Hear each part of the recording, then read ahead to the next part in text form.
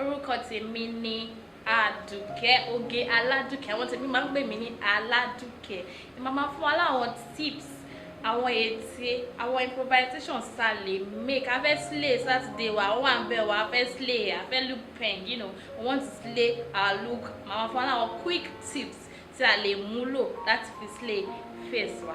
Meanwhile, subscribe to the YouTube channel wa www.youtube.com/duduflixtv.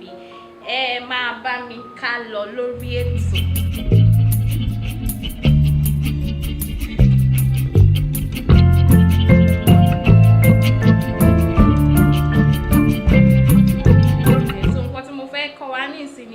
Bóyá a fẹ́ àkànjú, bóyá àwọn ọ̀rẹ́ wa, àwọn pàdé, àwọn tí wá ti ń pè wá láti wà ń bẹ̀ pé òkè wa lágbájá ìbolẹ̀ wa ọ̀sán wa ń kánjú, wọ́n wà bọ́kọ̀ wa gan ló ń kọ́ wa lójú pé òkè a wá ń ṣe lip wa lọ o, ibi tá a ti ń kánjú tọ́wọ́ tí tá a ti ń gbọ́n wa pé òkè ẹ má jẹ́ kí n pẹ́ fún pé kò bá lọ yí gbogbo ibi tí ò yẹ kó dé. Àbáwá gan a fẹ́ pa èdè mọ́ báyìí. Ṣé rí pé ó ti cross ibi tó yẹ kí tètè mi wà, tí tó yẹ kí makeup, tó yẹ kí lipstick yẹn dúró sí, but ẹ má worry. Gbogbo ibi tí ó yẹ kó, gbogbo excesses tí ó yẹ kó síbẹ̀ yìí a máa correct. Gbogbo ibi tí ó yẹ kí lip wine, tí ó yẹ kí lipstick dé, a máa correct. Ẹ má bẹ̀rù, ẹ kàn rọra mú concealer yín. A lot of things ni a máa lo concealer fún. So concealer wa la máa kàn mú, la máa fi clean gbogbo excesses yẹn, kò tiẹ̀ le rárá. Meanwhile, concealer shade yín tó jẹ́ color, tó jẹ́ skin tone yín náà lè máa lò. Ìtẹ́ ń lò normally, ẹ kàn rọra máa fi clean ẹ̀ báyìí, kò le rárá.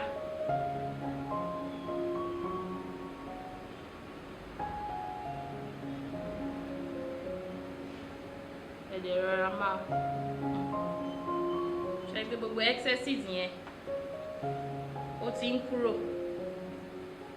Very simple.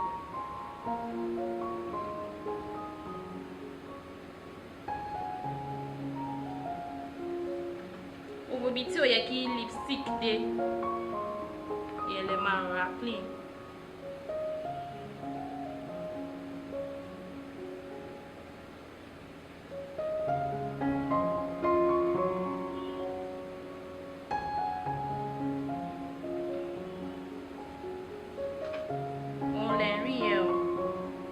When next, ẹlòmíì lè rò pé máa ṣẹ̀ṣẹ̀ nu kíní start from the beginning. No, necessary, can start láti beginning.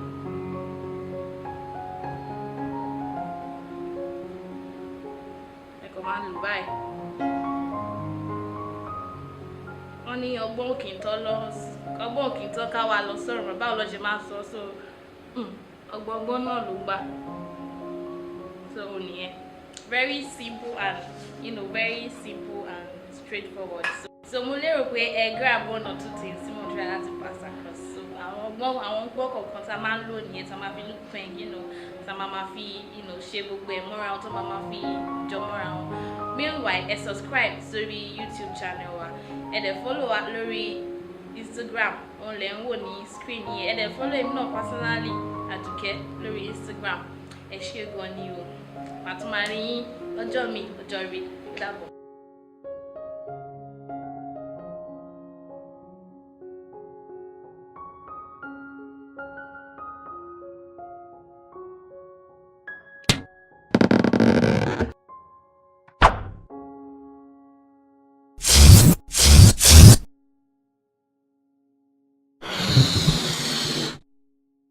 This is YouTube, describe to Dudu. Flix. My name is Tokumbo Latana. I'm a Nollywood actress recording live from London with my friend here. Subscribe to Dudu Flix. Thank you.